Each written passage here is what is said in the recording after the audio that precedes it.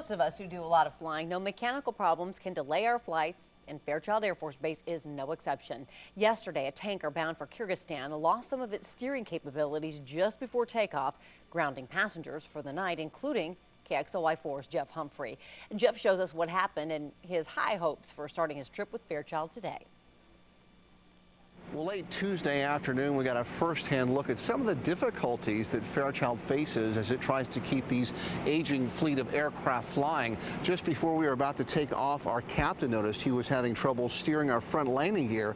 Apparently, that's very important at keeping the jet on the runway, and before mechanics had fixed the problem, our pilots had run out of flying time.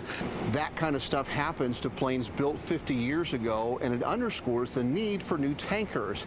However, we are still on tab for our trip to the Manas Transit Center in Kyrgyzstan. That's where 80% of all the tankers doing refueling are from Fairchild. Hundreds of Spokane-based airmen are deployed there, so KXLY has been invited along to see the work they're doing. We're heading into the Kyrgyzstan countryside as Fairchild fulfills one of its humanitarian missions. We'll spend a day refueling the warplanes to provide fighter cover to our troops on the ground in Afghanistan and learn more about this base in Central Asia that Fairchild goes to so often they actually run a Bloomsday there every year.